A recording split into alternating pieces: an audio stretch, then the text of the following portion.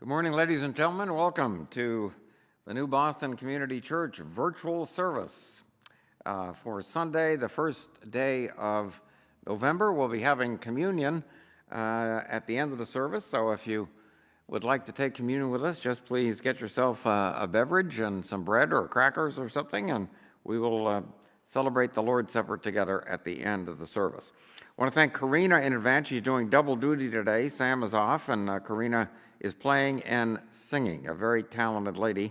In fact, I think sometime I'll just take a day off and have her preach too, because she can do it all here. And Paul does it all every Sunday, and we finally have somebody training so he can occasionally get a Sunday off, which would be nice. So and that's Kenny Ballou, so that's great. Other announcements. Let's see. Our group at 4 o'clock, it's called a prayer service, but it's not really a prayer service. It's a discussion group that ends with prayer. And it's at 4 o'clock, and we're able to move inside to the Dignard room today. So, and I think we have 6-7 people signed up. That'd be the biggest we ever had. So anyway, we'll see you at 4 o'clock if you'd like to come. If it gets to be over 14 people, then we can't let anybody else in. But we'll take your temperature and ask you if you've ever been to Guatemala, and then we'll proceed ahead. Let's see. Thanksgiving and Christmas.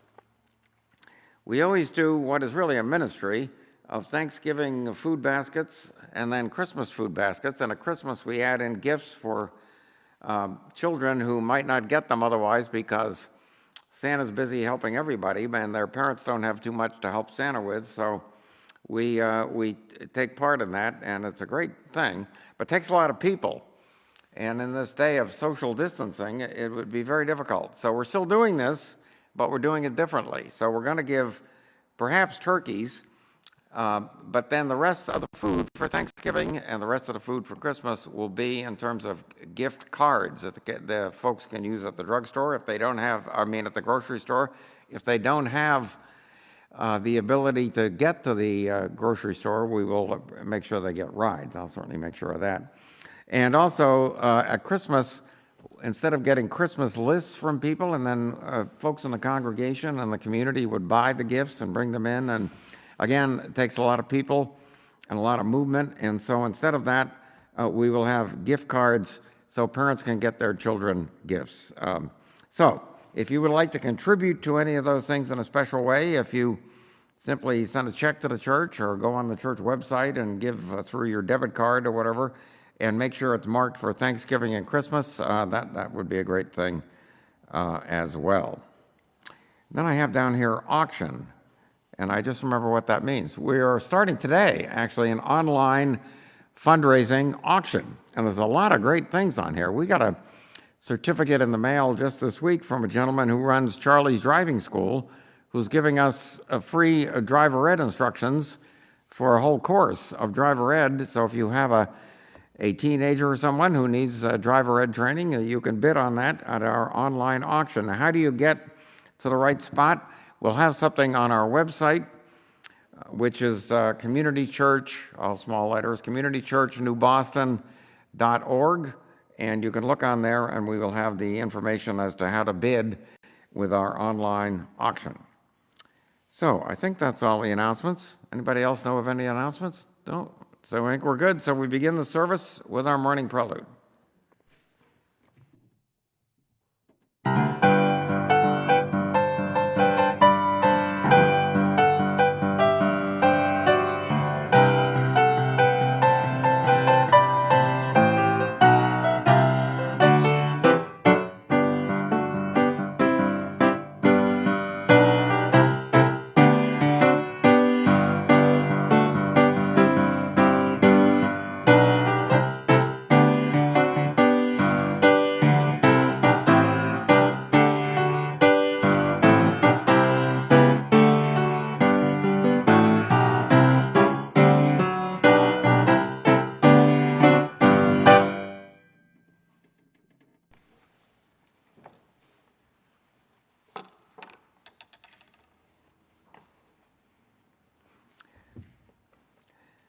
So we gather to worship the God whose spirit permeates the earth, working to open our hearts to one another and the needs we all have.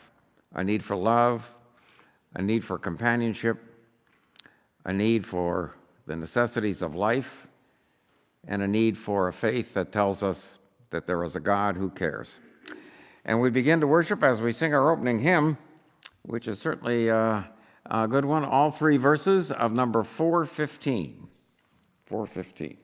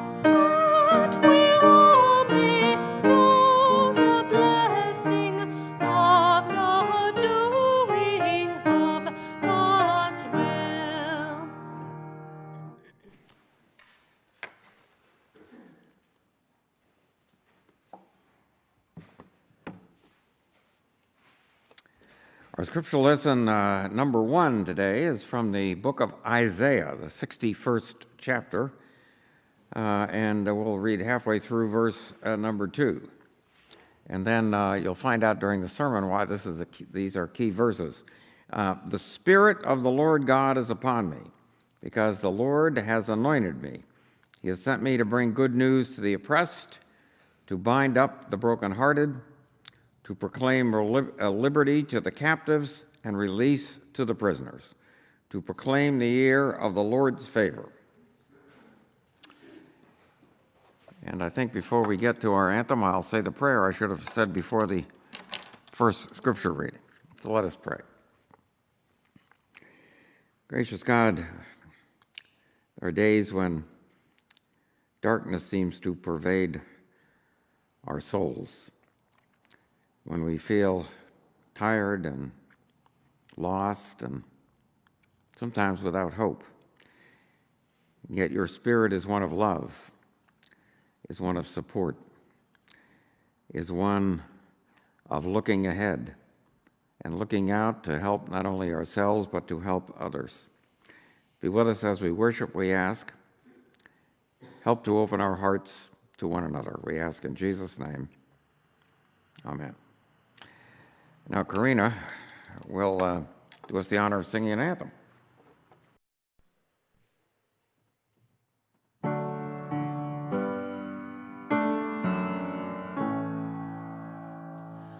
My life goes on in endless song above earth's lamentations. I hear the real, though far off hymn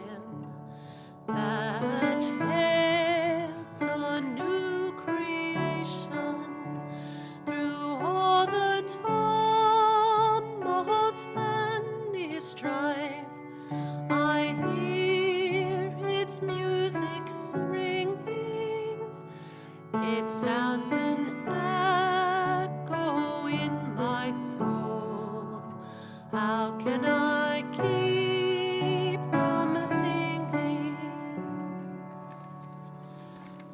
I could turn the page, that would be great. Sorry. But though the tempest loudly roars, I hear the truth, it liveth, and though the darkness round me close, songs in the night, it giveth, no storm can shake my inmost calm, while to that rock I'm clinging, since love is Lord of heaven and earth. How can I keep from singing?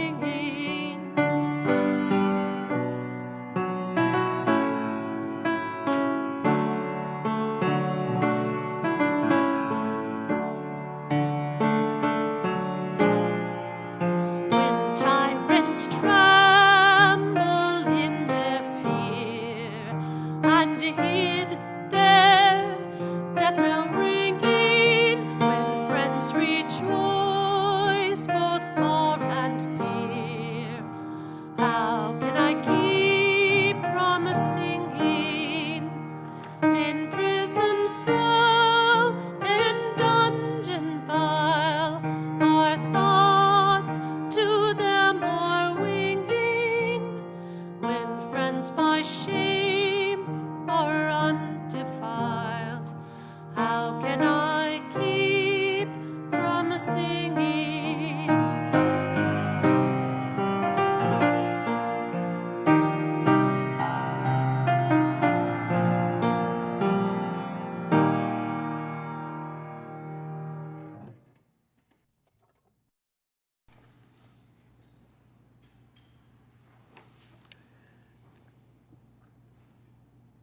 Thank you, Karina. Beautifully done. I'm glad you turned the page there. That was great. Thank you. That was great. All right, our second scripture reading comes from the letter of James in the New Testament. The letter written by a man named James, who said he's a servant of God and of the Lord Jesus Christ. Probably not Jesus' brother, but he had a brother named James, and who knows, maybe it was. Anyway, this is a section from the second chapter. What good is it, my brothers and sisters, if you say you have faith, but do not have works? Can faith save you? If a brother or sister is naked and lacks daily food, and one of them says to you, go in peace, keep warm, and eat your fill, and yet you do not supply their bodily needs, what is the good of that? So faith by itself, if it has no works, is dead. But someone will say, you have faith, and I have works. Show me your faith apart from your works, and I by my works will show you my faith. You believe that God is one. You do well. Even the demons believe and shudder. Do you want to be shown, you senseless person, that faith apart from works is barren? Was not our ancestor Abraham justified by works when he offered his son Isaac on the altar? You see that faith was active along with his works, and faith was brought to completion by the works. Thus, the scripture was fulfilled that says, Abraham believed God, and it was reckoned to him as righteousness, and he was called the friend of God. You see that a person is justified by works and not by faith alone. Likewise, was not Rahab, the prostitute, also justified by works when she welcomed the messengers and sent them out by another road? For just as the body without the spirit is dead, so faith without works is also dead. Here ends our second reading. Well, I'm to deliver a little teaser for the children's sermon, since Sam usually does that, and she's off today. And I want to tell you, first of all, that the lesson, this is a praise place lesson, which means that there is music and discussion online. When you click on there, the theme of the lesson is helping others and how we need to be open for God to show us the help that others need. So I just thought I would tell you a story of something that took place here a few years back. Wonderful family in our church, and the husband in this family hurt his back very badly. I believe it was his back, and really could not put up Christmas decorations, and they were going to have a very kind of barren Christmas with no tree and no decorations and no gifts, and their son had moved out, and it was just kind of them. And just kind of spontaneously, one Sunday morning, thinking about this, we started to discuss it, and we organized what I called, I don't know if this would have been really the definition of this, a flash mob. And we tried to get the word out. We weren't doing virtual services, so it was just people in the sanctuary.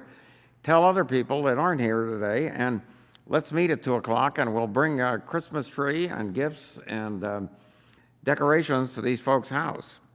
And of course, the choir was at the heart of this, as it usually is. What a great choir we have, and a great minister of music. Anyway, so people showed up at their house, complete surprise to them, came in, set up a Christmas tree, decorated it, sang carols, and they had big smiles on their face when everybody left. There's an example of trying to be open to God showing us opportunities to make a difference and to help somebody else. So make sure you look at that Sunday school lesson. It's kind of based on the parable in the 25th chapter of Matthew. So let's see, we read the second scripture, we did the children's sermon, it's time for the sermon. So I'm going to begin with a joke by somebody who was very effective telling jokes back in the 1900s. His name was Will Rogers, and he was once asked who he was going to vote for. And his answer was, "I don't vote, it only encourages them." That's a good line. And boy, they certainly don't need much encouragement in terms of campaigning this year. But I would suggest to you that it is not the year to actually follow the literal meaning of that joke. The country is in an incredible place, at least during my lifetime, which is pretty long. I've never seen anything quite like this. I mean, we have a pandemic where politics is so intruded on the pandemic that people think that health solutions like wearing masks in public are political statements and not simply health guidelines. It doesn't matter whether you're a liberal or a conservative. This coronavirus is obviously an equal opportunity infector, and it doesn't matter. But people think, based on their political views, that they should or shouldn't wear masks. I've never seen a time when this many people were afraid and or angry and or suspicious of government and or suspicious of other people. It's a time of growing violence. I'm getting depressed just talking about this. But it is a time of growing violence. The racial riots over police killings have not stopped because neither have the police killings. There are armed citizen groups. There was a survey that came out that was done by Suffolk University down in Boston. They do some very good surveys, polling of people. They found that, this is unbelievable, but I think it's true, 75% of people are either very concerned or somewhat concerned about the possibility of violence on election day and or afterward. 3 out of 4 people. And then there's a group that studies data. They are called the Armed Conflict Location and Event Data Project. They have a report that in 5 states there is a high risk for armed activity around the election. Fortunately, New Hampshire is not on that list, but it includes Pennsylvania, Georgia, Michigan, Wisconsin, and Oregon. Here's what they say about this. Militia groups and other non-state actors pose a serious threat to the safety and security of American voters. Throughout the summer and leading up to the general election, these groups have become more assertive, with activists ranging from intervening in protests to organizing kidnapping plots targeting elected officials. Remember, a couple of weeks ago, they arrested some people in, it was Michigan. They were going to kidnap the governor of Michigan. So, what can followers of Jesus do? What can we do in the midst of this time? Well, I think if there's one thing that we can answer pretty securely that we should do in our country is to vote. To vote. That is a chance for action, which is the title of this sermon. Our action, faith without works is dead, said James, and our action is available to all of us. The simple act of voting. Many of you watching this may already have voted through absentee ballots, but Election Day is Tuesday, and if you haven't voted, we should vote. Now, interestingly enough, that quote in the book of James, which was probably used, we hear about this when we study the Reformation, when Martin Luther kind of found that we are saved by our faith, not by our works. But the works he was talking about were not good works of love, like feeding the hungry or visiting the lonely or the sick or standing up for the oppressed. They were works like doing what the church wanted us to do in those days, which included the selling of indulgences. So if you had ancestors that had died, they thought they were in some sort of waiting room in heaven, and you bought indulgences. That's before we discovered bingo and covered dish suppers and other things that we do to raise money, or online auctions. But those are works of the church, but they're not the works of the church. The works of the church are helping people. And so that's why James was addressing that. And it was interesting. I read the Isaiah passage, because that passage shows up in the 4th chapter of Luke. When Jesus goes to the temple right after he's been baptized by John the Baptist, he goes off in the wilderness to think about what God is calling him to do. Then he comes back and he goes to his hometown synagogue, and they invite him to read the scripture. And he opens up the scroll, and here's what he read. It's from Isaiah. This is Luke 4:18, if you want to look this up at home. The Spirit of the Lord is upon me because he has anointed me to bring good news to the poor. He has sent me to proclaim release to the captives, recovery of sight to the blind, to let the oppressed go free, to proclaim the year of the Lord's favor. And action. And James is absolutely right. Faith, if we say we are a believer in Jesus and we don't do any works to help anybody, our faith is dead. So we vote. And I'm not going to tell you who to vote for, but make your decision, please. If you're a believer, base your decision on the values that Jesus and Isaiah taught and lived. Kindness, justice, peace, compassion. Those are Christian values. And they're important values that we need to regain in our country. Whether we're not just a Christian country, we're made up of all different religious groups and non-believers as well. But good people share those values, regardless of your religious faith or lack thereof. So we vote for values, values that will help everyone, with a special eye, I think, on the downtrodden. Certainly Christians are called to do that. And if you read the Beatitudes, the 5th chapter of Matthew, the first 8 or 10 verses there, the beginning of the Sermon on the Mount, obviously Jesus, and if you look at his healings and his teachings, has a special place in his heart, and God has a special place in God's heart for those who are downtrodden, in need. So, we vote, which is a right in this country we enjoy that many other folks in other lands don't have. But this is at the heart of what makes our system of government work. And these days we wonder if it is working. But voting is at the heart of it.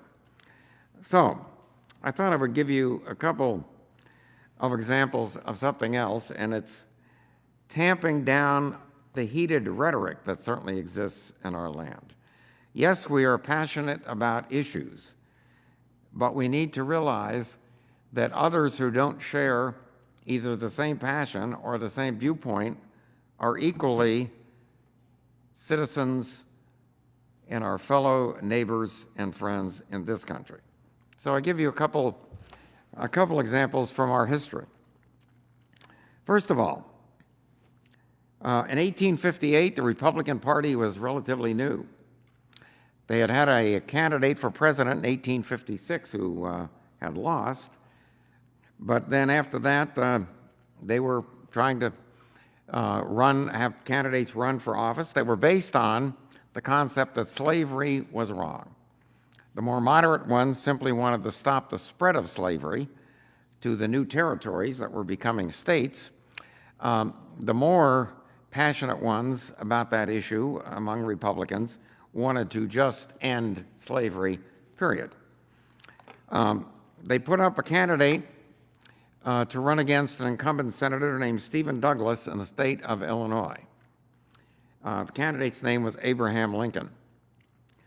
And he and Douglas agreed to a series of debates throughout the state of Illinois. I think there were a double-digit number of debates. I should have looked that up. But this is 1858, 2 years before the presidential election. Now, senators in those days were elected not by voters, but by state legislatures. So what Lincoln and Douglas were trying to do was to get people to vote for state legislators who would elect, if they elected a majority of Republicans, then Lincoln would go to the Senate. If they elected a majority of Democrats, Douglas would return to the Senate. They had different views on slavery and on many other things, but they managed to carry out these debates with no moderators, no buttons to push to silence somebody else because they were talking over each other. There was none of that. Lincoln would give his answer to a question, perhaps from the audience, or perhaps they agreed to a list of questions. I'm not exactly sure how this worked. Douglas would give his answer. Lincoln could respond. Douglas could respond. They were polite to each other, and that went on. And it was summer entertainment for people. They didn't watch these on TV. There was no TV. They went out to the public square in a bunch of towns they had these in, and it was like going to a ball game. People were selling refreshments, and it was the night's entertainment to hear Lincoln and Douglas debate. The winner, Stephen Douglas, was elected to the Senate in 1858. Then came 1860. Stephen Douglas was the Democratic nominee, as he had been in that Senate race. Abraham Lincoln was the Republican nominee, but Stephen Douglas had a problem. The Southerners were so adamant about this threat to their institution of slavery that the Southern Democrats walked out of the convention. Douglas's response was to let people in the new territories vote to decide whether they wanted to be a slave state or a free state. Popular sovereignty, I guess they called that. But the Southerners were opposed to that. They were afraid of losing their power in the Congress and losing slavery. So they walked out and they nominated their own Southern Democrat to run for president, John Breckinridge. Then there was a compromise candidate that kind of arrived in the Union Party. His name was Bell. So there were 4 significant candidates for president, and that was a great help to Abraham Lincoln, who wasn't nationally known too well at the time he was nominated, but he got elected. So Douglas, his longtime adversary, had lost the presidency in that race. The inauguration of Abraham Lincoln was held in March of 1861. Presidents used to be inaugurated or sworn in March. That gave them time to organize their government. Now it's January. But anyway, the senators were sitting up behind President Lincoln's row, and he was about to get up and take the oath of office. And he had on his head at the time his stovepipe hat. He had to take his hat off to be sworn in. He also had to put a hand on the Bible and the other hand in the air. He couldn't hold his hat. He was trying to figure out what to do. You know, Lincoln wore a stovepipe hat because as an attorney, he was a little absent-minded, and he sometimes would show up in court and forget to bring the papers he needed as a lawyer in the court case. So he started wearing this hat, which he could stuff papers in, and he'd always wear the hat, so he'd always have his papers. Well, he was kind of fumbling a bit, and a voice came from behind him. "Mr. President, I would be honored to hold your hat." It was the voice of Stephen Douglas. Douglas held Lincoln's hat when he was sworn in. He also told Lincoln he would do anything he could to help him during his presidency. Sadly, Douglas died several months after that, but that's a great story. Now, here's another story. This one I read in a history book, but I verified because I didn't believe it. And I'll tell you a little story how this got verified. The story was that in 1963, before he went to Dallas, John Kennedy was having a conversation with a good friend of his. President Kennedy was talking to a senator from Arizona named Barry Goldwater, who wrote Conscience of a Conservative. They obviously were on different political sides. JFK was a liberal. Barry Goldwater was a conservative who in 1964 captured the nomination for the Republican Party for president. Wrote Conscience of a Conservative, very passionate conservative man. But he and JFK were friends. So in 1963, they discussed this, according to this, what I read in a book. They were discussing campaigning together for president. They would fly around the country on the presidential plane. I don't know if it was called Air Force One in those days. I don't remember that. But and they would get out and stop in different cities. They would have a debate with each other, and then maybe they'd spend a day or two there, and they'd go off and campaign at various events by themselves. But they would always have a debate. Then they get back on the plane together and fly to the next spot. I said, that's hard to believe that I would do that. Well, I had an opportunity. How often do you get this? To verify this story. When I used to do radio talk shows, the day before the presidential primary in New Hampshire and the day of the primary, we used to do shows, even when I was on the air in Nashua or Manchester, we would do a show at a wonderful restaurant that is closed at the moment on Elm Street. It's called the Merrimack Restaurant. Remember that restaurant? It was Bill Clinton's favorite restaurant. Those two Greek ladies that ran the place, just great ladies. I understand when he was president, because he used to go in there all the time during the primaries when he was running, he had them call the restaurant and see if they would serve him a meal after he spoke in the evening. Well, the restaurant was closed in the evening after he would have spoken, but of course they opened it up for the President of the United States, and they were nice ladies. So we would do our show in there. And you had a chance to talk to some of the candidates who would come in or their surrogates. I mean, one time, a lady across the aisle having breakfast looked familiar. I said to my producer, I said, "Who is that?" She said, "That's Carole King." I said, "Really?" So I went over and during a commercial break and said what we're doing, and she came over and talked to us. There we were sitting there with Carole King. Katie Couric was having breakfast in there. She was too intimidating. We didn't ask her. She was the anchor at NBC at the time. But one time, I think it was during the 2000 primary, there was a man sitting at a table, and somebody identified him to me as Barry Goldwater Jr. He was up there campaigning for some conservative. I don't know if it was George W. Bush or someone else during that primary. So I went over and introduced myself again during a commercial break, and so he said, "Oh, I'll be glad to come over." So he came over. So we did the interview about the candidate he was supporting, et cetera. And then I said, before you leave, I'd love to ask you a question. I said, I read somewhere, I can't remember the book it was, that John F. Kennedy and your dad were friends and had talked about campaigning together in 1964, had JFK not gone to Dallas and been murdered. Of course, they didn't put that into the discussion because they didn't know that would happen, but they were talking about campaigning together. JFK would have been the Democratic nominee running for re-election, and your dad was a kind of a leading candidate among the Republicans for the nomination. Barry Goldwater Jr. said, "Yes, that's true." Imagine that. That would have been very, very wonderful. So you think, boy, nothing like that could happen today. Well, it's happening. It's happening in the state of Utah. So I'm going to share this story with you. Hopefully it'll bring some encouragement to folks. There's a Democrat there named Chris Peterson, who's a professor of political science at a college there, and he is running as the Democratic nominee for governor. There's the lieutenant governor serving, he's a Republican, and he's running as the Republican nominee now for governor. His name is Stephen J. Cox. They wrote a column together that appeared in Wednesday's USA Today. So I'm going to share that with you.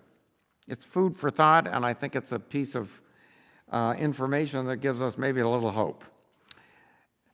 Title of the column is, "We are opposing candidates in Utah, but here's why we recorded ads together." And this column was written by the two gentlemen, Chris Peterson and Spencer J. Cox, the Democrat and the Republican. Here's what they said. "In the bitter acrimony of the 2020 presidential election, it can be easy to forget the admirable purpose of the American political system, forming a representative government through electoral democracy rooted in equality, liberty, and justice for all. As opposing candidates in the election for governor of Utah, we recently teamed up to deliver a series of public service ads trying to refocus our politics on the core American values of decency and democracy. While we have gotten to know each other over a long campaign season, we've had occasions to commiserate behind the scenes. For us, running for elected office has too often meant being on the receiving end of baseless personal attacks, insults, and occasionally even threats. Politics has never been for the faint of heart, but mean-spiritedness has reached a disturbing new low. We have seen firsthand how, with the ascendancy of social media, more and more people are algorithmically funneled into divided echo chambers. Too many Americans now see their political counterparts not as friends, family, and neighbors, but as enemies. This digitally enhanced incivility has led to a shift in American politics in which, rather than debate differences on policy, of which we have many, too many politicians have resorted to an onslaught of attacks focused on degrading the character and humanity of their opponents. Next section is entitled, "Outrage Doesn't Lead to Change." The culture and the technology of outrage politics excel at getting clicks and increasing watch time, but it is failing to produce meaningful policy successes that make a positive difference in the daily lives of all Americans. With our joint public service ads in the final weeks of a hotly contested campaign, we hope to serve as examples in reforging a national commitment to civility and respect for the peaceful transfer of powers. Civility is more productive than scorched earth politics because lasting change requires coalitions, consensus, and ultimately consent. We must never mistake civility for indifference to the pain of those who have been wronged. Rather, tactical civility is a method through which political leaders preserve the political order needed to implement solutions to address suffering. The other option, born of rank tribalism, breeds obstruction and ultimately will leave too many ordinary Americans behind. When elected officials can engage in civil discourse from different perspectives, we find ourselves closer to the still elusive ideal of a more perfect union. Today we stand at an inflection point in U.S. history. We can either choose to fall further into this division, or we can change course by recognizing each other's humanity and that our common values transcend our political differences. The two of us, we choose civility. That's why we are putting aside our differences to agree that whether you vote by mail or in person, we are committed to counting the vote of every American and respecting the results of the presidential election. We commit to the time-honored values, this is entitled, this next section and last section, peaceful transfer of power. We commit to the time-honored values of working together and a peaceful transfer of power. It's time we expect more decency from our politicians and from ourselves. As you, the American people, fill out your ballots this election season and beyond, we implore you to pressure the news media and the politicians up and down the ballot to rise above the fray of outrage politics.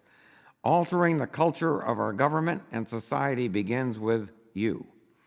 America has an opportunity right now to renew ourselves as an example to the world of human decency and democracy. But that vision requires your active participation. Your voice and your vote matter. We're proud that in Utah's gubernatorial race, people who live in Utah have two choices who will strive toward those ideals. Of course, we recognize that civility in politics alone will not solve all the policy issues facing our nation.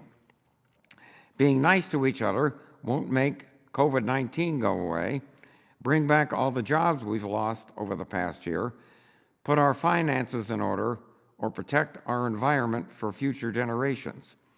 But it will allow us to tackle these issues together on the same team, not as Republicans and Democrats or liberals and conservatives, but as Americans.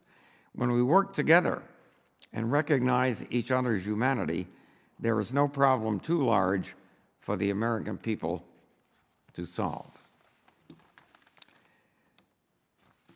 I think Jesus and Isaiah would approve those words as faith is shown forth in works through that column, through the public service announcements they've shared, and through a friendship they've obviously built with each other. I'll give you one final example before I stop talking here.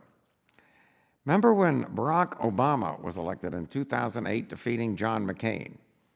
They had a real rivalry during the campaign. But wherever John McCain addressed crowds and the race of Barack Obama was brought up, John McCain said, no, don't go there.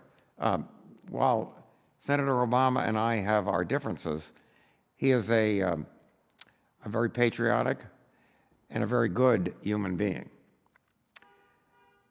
Super Bowl Sunday, 2009, Barack Obama in the White House after his inauguration. Who did he invite to watch the Super Bowl with him? John McCain. We need more of that in America, and we Christians need to do whatever we can do to make that happen. And our closing hymn before we get to communion is number 637. We're going to do both verses, and listen to the words carefully. A lot of them are from St. Francis of Assisi's famous prayer.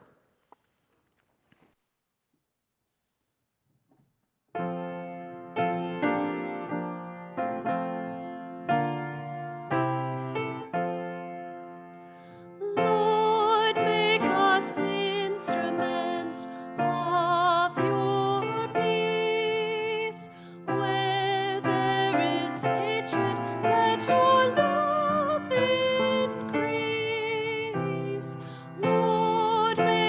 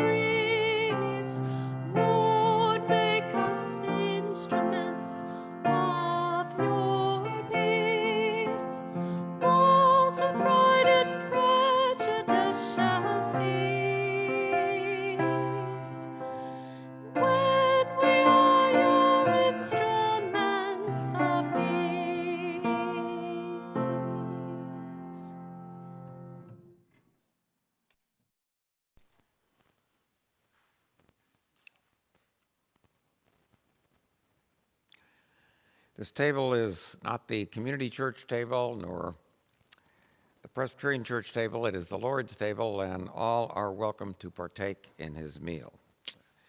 And let us pray. Gracious God, we come asking forgiveness for the times we have contributed to the pain of others, for the times we have forgotten to love unconditionally. And we ask for, in a very humble way, your blessing upon not only us as we partake in this sacrament. We ask for your forgiveness, but we also ask for your blessing on our nation. Help us be your disciples and to learn to bring people together for the common good, keeping in mind the rights and the special nature of each human being. And help us to have a special place in our hearts because they have a special place in your heart for the downtrodden. Now, our Father, we ask you bless the bread and the wine or juice. May they symbolize for us the depth of your love shown in the life and the death and the resurrection of our Lord Jesus. In his name we ask. Amen. On the night in which he was betrayed, after having supper with his disciples, Jesus took the bread and broke it. After blessing it, gave it to his disciples, and he said, "Eat this in remembrance of me." And let us do that.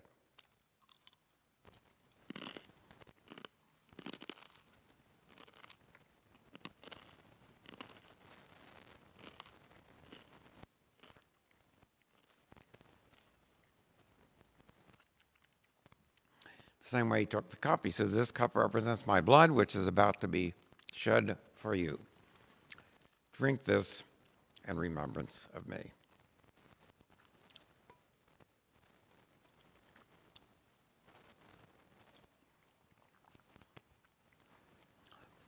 And let us join in the Lord's Prayer. Our Father, who art in heaven, hallowed be thy name. Thy kingdom come, thy will be done on earth as it is in heaven. Give us this day our daily bread, and forgive us our debts as we forgive our debtors. And lead us not into temptation, but deliver us from evil. For thine is the kingdom, and the power, and the glory forever. Amen. Now go forth into the world in peace and be of good courage. Answer no person with evil for evil. Support the weak. Help the afflicted. Honor all of God's children, rejoicing in the power of God's Spirit. And may God the Father, the Son, and the Holy Spirit bless us all, now and forevermore. Amen.